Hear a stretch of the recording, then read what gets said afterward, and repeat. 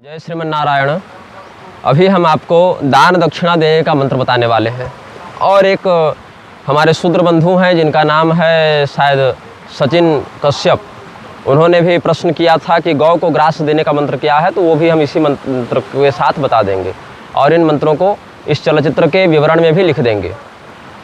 जो गौ ग्रास देने का मंत्र है और जो दान दक्षिणा देने का मंत्र है, इसके अतिरिक्त भी और बहुत से मंत्र हैं जो इन कार्यों में प्रयोग किए जाते हैं, लेकिन हम इन चलचित्रों में कुछ मंत्र उदाहरण स्वरूप बता देते हैं। यदि आप पहले से किसी अन्य परंपरा के मंत्र का प्रयोग करते आ रहे हैं तो कोई आपत्ति की बात नहीं है।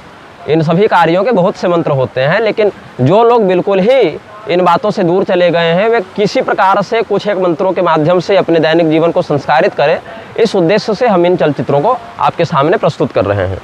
तो दान दक्षिणा का जो मंत्र है, दक्षिणा संप्रदाने तो सर्वदोषो विनश्यति, दानेन दह्यते सर्वं तस्मात् दानं विशिष्यते। दक्षिणा संप्रदान करने से, दक्षिणा देने से सभी प्रकार के दोषों का नाश होता है और दान से सभी प्रकार के पापों का दहन होता है, इसीलिए इसको दान कहते हैं। दान की महिमा बताई गई है। दक्षिणा संप्रदाने तो सर्वदोषो विनश्यते, दानेन दह्यते सर्वं तस्मात् दानं विशिष्यते। ये मंत्र हो गया दान दक्षिणा देने का। और गौग्रास का मंत्र है सुरभिष्टम जगन्मातर देवी विष्णु पदे स्थिता, सर्वदेव मयि ग्रासम मया दत्तम इमं ग्रस। हे सुरभि मैया, आप सभी देवताओं से युक्त हैं, भगवान विष्णु के चरणों में आपका वास है। सभी देवताओं को जो हम आहार दे रहे हैं वो आपके माध्यम से ही दे रहे हैं, इसीलिए आप हमारे द्वारा दिए गए इस गौग्रास को ग्रहण करें, इस प्रकार से निवेदन करना है। सुरभिस्त्वं जगन्मातर देवी विष्णु पदे स्थिता, सर्वदेव मयि ग्रासम मया दत्तम इमं ग्रस। अब दान के भी कई प्रकार होते हैं, सात्विक राजस तामस, ये सब दान हैं। जो दान अफलाकांक्षी होकर हमें कुछ नहीं चाहिए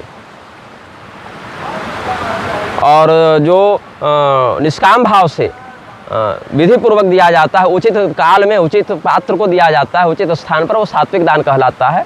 और जो उपकार के बदले दिया जाता है, यत्तु प्रत्युपकारार्थ जो दिया जाता है, यत्तु प्रत्युपकारार्थ फलम उद्देश्य वा पुनः, सकाम बुद्धि से जो दान दिया जाता है, या हमारे प्रति इसने कभी उपकार किया था तो हम भी इसके प्रति कोई उपकार करें, इस भावना से जो दान दिया जाता है, या अपने यश इत्यादि की वृद्धि के लिए जो दान दिया जाता है, वो राजसी दान कहलाता है। और विधि का, पात्र का, काल का, देश का बिना विचार किए हुए जो दान ऐसे ही दे दिया जाता है, अदेश काले यद्दान में पात्रभ्यस्य दीयते, वो सब तामसी दान के अंतर्गत आता है।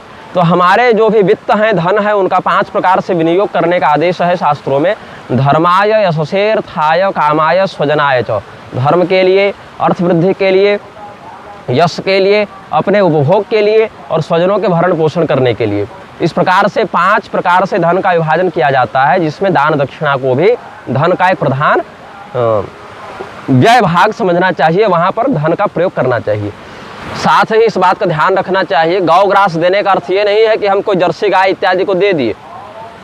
वो सब गाय के समान दिखते हैं, हालांकि सर्वत्र संपूर्ण लक्षण तो उनमें नहीं है, लेकिन फिर भी उनके समान आकृति दिखती है, लेकिन वो वर्ण संकर प्रजाति के पशु हैं, उनमें देवत्व का वास नहीं होता है। प्राणी है, ठीक है, आप किसी भूखे को भोजन दे रहे हैं वो एक अलग बात है, लेकिन धार्मिक कृत्य के रूप में अगर आप उसको देखेंगे तो हम शास्त्रानुकूल नहीं समझते हैं।